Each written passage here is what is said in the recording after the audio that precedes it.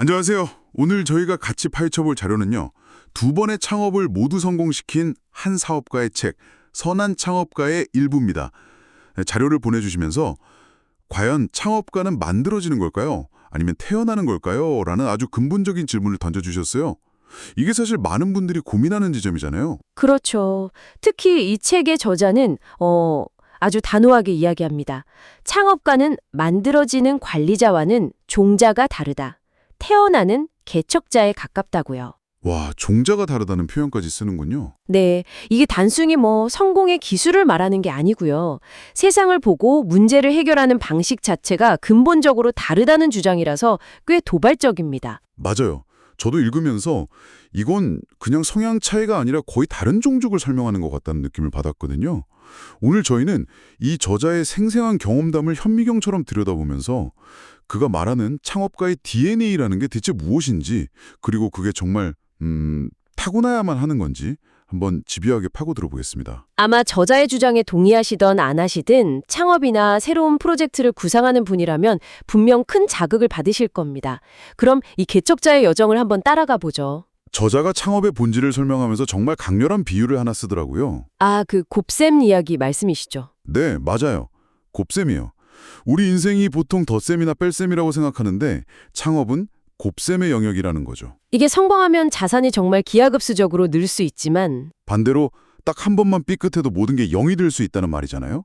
생각만 해도 아찔한데요. 네, 그 부분이 핵심입니다.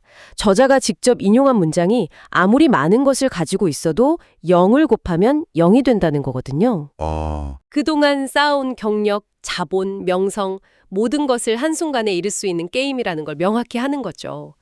그래서 안정적인 삶을 최우선으로 생각하는 사람이라면 애초에 이 길을 걸으면 안 된다고 아주 단호하게 선을 긋습니다. 이게 그냥 엄살이 아니라 실제 데이터로도 증명이 되더라고요.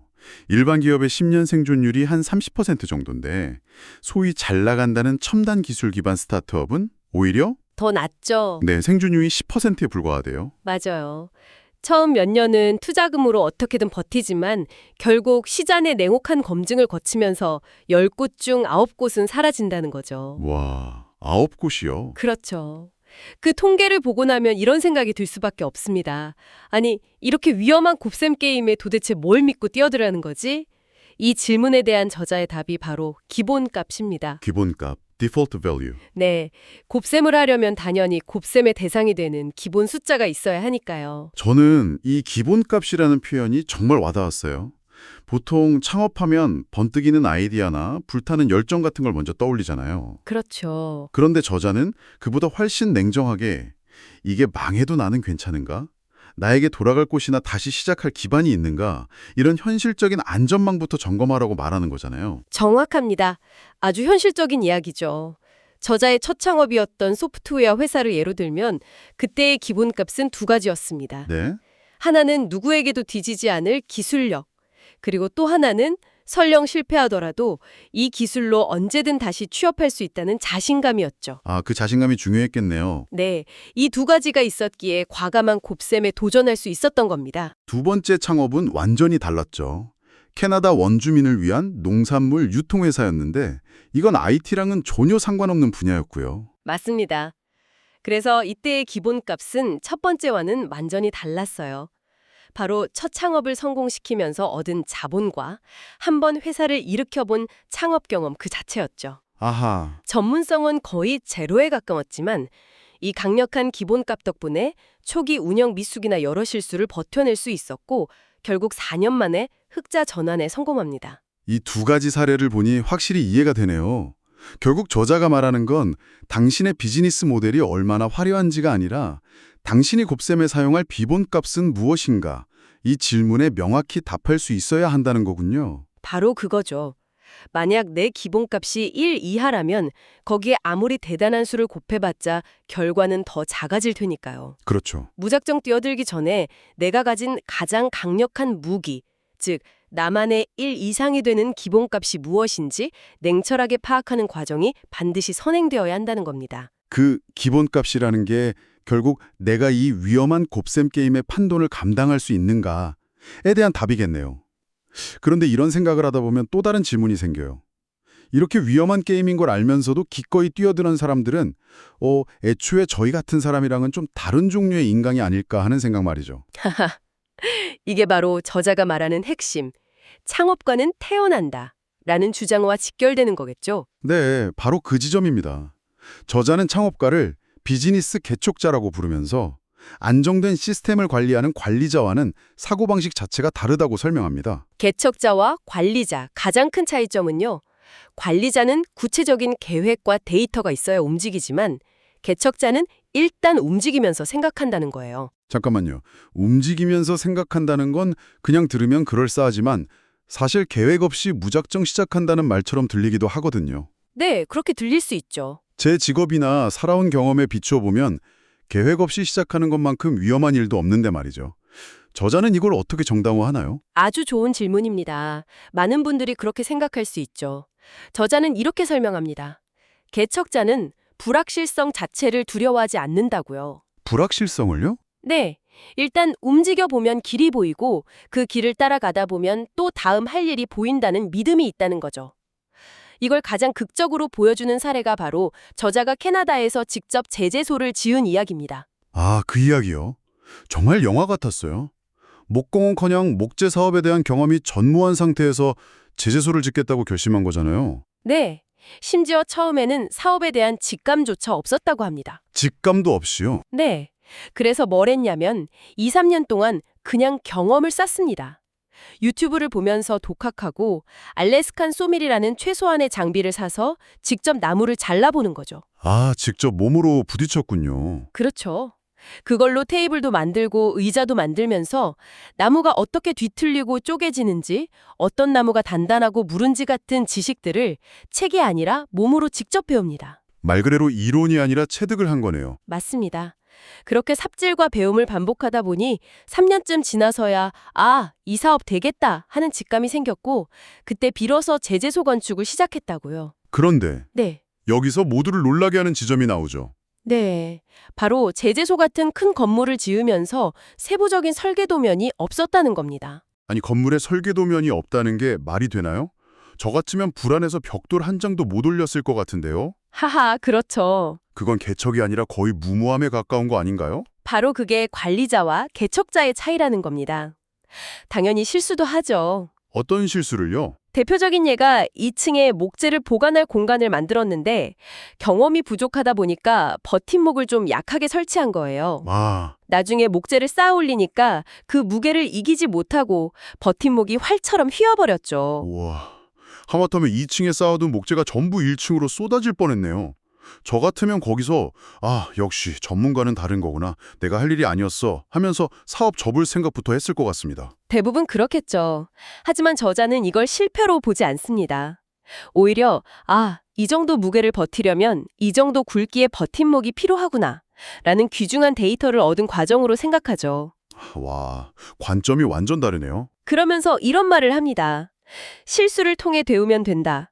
실수를 두려워하면 새로운 일 자체를 시작할 수 없다. 결국 그 실패 경험 덕분에 훨씬 더 튼튼하고 효율적인 저장 고관을 만들 수 있게 되었다고 해요. 정말 움직이면서 생각하고 실수하며 배운다는 개척자의 모습을 그대로 보여주는 일화네요. 이런 관점에서 보면 우리가 흔히 창업의 필수품이라고 생각하는 그 두꺼운 사업계획서에 대한 저자의 생각도 이해가 가더라고요. 맞습니다. 저자는 사업계획서가 창업가 자신을 위한 것이 아니라 투자자를 설득하기 위한 용도일 뿐이라고 잘라 말합니다. 투자자 설득용이다. 네. 어차피 세상은 계획대로 흘러가지 않기 때문에 수십 페이지짜리 계획서는 결국 휴지 조각이 될 가능성이 높다는 거죠. 그래서 핵심적인 아이디어를 담은 한 페이지면 충분하다고 주장합니다. 여기서 창업을 빈 그릇을 준비하는 것에 비유한 대목이 아주 인상 깊었어요. 네, 그 비유가 핵심을 꿰뚫죠. 계획한 것만 담으려고 하면 그릇이 너무 작다는 겁니다. 계획하지 않았던 우연한 기회, 예상치 못한 문제, 새로운 아이디어까지 모두 담을 수 있는 큰 그릇이 필요하다는 의미이죠. 계획이 오히려 족쇄가 될 수 있다. 맞습니다. 완벽한 계획이 오히려 행동을 방해하고 새로운 가능성을 차단할 수 있다는 강력한 메시지입니다. 이런 관점을 학계에서는 수단 중심적 추론이라고 부르기도 해요. 수단 중심적 추론이요. 네, 정해진 목표를 향해 최적의 경로를 찾는 게 아니라 내가 가진 수단을 가지고 뭘 할 수 있을까를 탐색하면서 목표를 만들어가는 방식이죠. 이야기를 듣다 보니 저자가 제재소를 짓는 과정에서 겪었던 가장 큰 걸림돌이 오히려 가장 큰 기회가 된 사건도 떠오르네요. 아, 그 건축업자 이야기? 네, 함께 일하기로 했던 현지 건축업자가 너무 바빠서 계속 약속을 미뤘던 일이요. 맞습니다. 보통의 경우라면 일이 진척이 안 되니 엄청난 스트레스를 받았겠죠. 그렇죠. 그런데 저자는 마냥 기다릴 수 없으니까 그냥 자기가 직접 해버립니다. 건물의 뼈대가 될 가장 중요한 기둥 6개를 혼자 힘으로 세운 거죠. 와, 그랬더니 신기하게도 다음 할 일이 눈에 보이더라는 겁니다. 하나를 해내니까 자신감이 붙고 그 자신감으로 다음 일을 하고 그렇게 하다 보니 결국 제재소 전체와 작업실까지 직접 짓게 된 거잖아요. 맞아요. 외부의 변수가 오히려 내면의 잠재력을 폭발시킨 계기가 된 셈이죠. 그렇죠. 그리고 이 과정에서 저자 자신도 전혀 예상하지 못했던 정말 놀라운 결과가 하나 따라오잖아요. 네, 바로 그 지역 원주민들에게 미친 영향이었어요. 그 지역 원주민들은 오랫동안 실업과 무기력감에 빠져 있었는데 저 동양에서 온 이방인이 아무것도 없는 맨 땅 위에서 몇 년에 걸쳐 무언가를 꾸준히 만들어내는 전 과정을 자기들 눈으로 직접 목격한 겁니다. 그냥 완성된 결과물을 본 게 아니라 수많은 실수와 삽질 그리고 그걸 극복해 나가는 모든 과정을 지켜본 거군요. 바로 그겁니다. 그게 바로 어떻게 새로운 일에 도전하고 어떻게 문제를 해결하며 어떻게 무에서 유를 창조하는가에 대한 살아있는 교육이 된 거죠. 와, 처음 제재소를 구상할 땐 전혀 계획이 없던 선한 영향력이었습니다. 어떤 사업계획서에도 담을 수 없었던 결과였죠. 이 사례야말로 창업의 진짜 걸림돌은 할 수 없는 현실이 아니라 할 수 없다는 생각 그 자체라는 걸 보여주는 가장 강력한 증거가 아닐까 싶습니다. 오늘 이야기를 쭉 나눠보니 저자가 왜 창업가를 개척자라고 부르는지 온몸으로 이해가 되는 것 같습니다. 완벽한 지도를 손에 놓고 출발하는 여행가가 아니라 나침판 하나만 들고 불확실한 밀림 속으로 일단 걸어 들어가면서 스스로 길을 만드는 사람. 그게 바로 저자가 말하는 창업가의 모습이네요. 네, 실수를 데이터로 삼고 경험으로 얻은 직감을 믿으며 나아가는 모습이죠. 그런데 여기서 우리가 오해하지 말아야 할 중요한 지점이 있습니다. 어떤 거죠? 저자가 관리자의 역할을 폄하하는 건 절대 아니라는 겁니다. 개척자가 황무지를 개척해서 마을을 세우면 그 마을을 안정적으로 운영하고 발전시키기 위해서는 반드시 체계적인 관리자가 필요합니다. 두 역할은 서로 보완적이라는 거죠. 그 점이 중요하겠네요. 그럼 저자처럼 타고난 개척자가 아닌 저 같은 관리자형 인간은 창업을 꿈꾸면 안 되는 걸까요? 그 타고났다는 말이 좀 절망적으로 들리기도 하거든요. 저자는 그 부분에 대해서도 희망적인 메시지를 줍니다. 비록 자신의 기본값이 관리자에 가깝더라도 의도적으로 개척자처럼 행동하는 훈련을 통해 충분히 변화할 수 있다는 겁니다. 훈련으로요? 네. 예를 들어 아주 작은 프로젝트라도 계획 없이 일단 시작해보는 연습, 예상치 못한 문제가 터졌을 때 해결책을 찾는 과정 자체를 즐겨보는 연습 같은 것들이죠. 성향은 바꿀 수 없어도 행동은 선택할 수 있다는 겁니다. 오늘 이야기의 핵심이 바로 그 지점인 것 같습니다. 결국 중요한 건 내가 개척자냐 관리자냐를 구분하는 게 아니라 지금 나에게 필요한 행동이 무엇인지를 아는 것이겠네요. 맞습니다. 회사가 안정을 찾아야 할 땐 관리자의 역량이, 새로운 돌파구를 찾아야 할 땐 개척자의 마인드가 필요한 것처럼요. 그리고 그 두 가지 모두를 자유자재로 오갈 수 있을 때 비로소 한 사람의 리더로서 또 한 기업의 성장 동력으로서 완성되는 것이겠죠. 네. 오늘 저자의 경험을 따라가 보니 저에게 던져주셨던 첫 질문에 대한 답이 조금은 보이는 것 같습니다. 창업가는 태어나는 것일 수도 있지만 그 개척자의 행동 방식은 우리 모두가 배우고 훈련할 수 있다는 것. 그리고 그 시작은 거창한 계획이 아니라는 점이 가장 인상 깊게 남습니다. 그렇죠. 저자는 이렇게 말했죠. 창업의 진짜 걸림돌은 할 수 없는 것이 아니라 할 수 없다는 생각인 것이다. 혹시 지금 이 방송을 들으시는 당신도 완벽한 계획이 없다는 이유로 실패가 두렵다는 생각 때문에 미뤄두고 있는 일이 있으신가요? 오늘 당장 그 일을 완성하기 위해서가 아니라 그저 움직이기 위해 할 수 있는 가장 작은 행동. 이를테면 저자가 그랬던 것처럼 유튜브에 검색이라도 한번 해보는 건 어떨까요? 어쩌면 그 작은 움직임이 당신 안에 개척자를 깨우는 첫걸음이 될지도 모릅니다.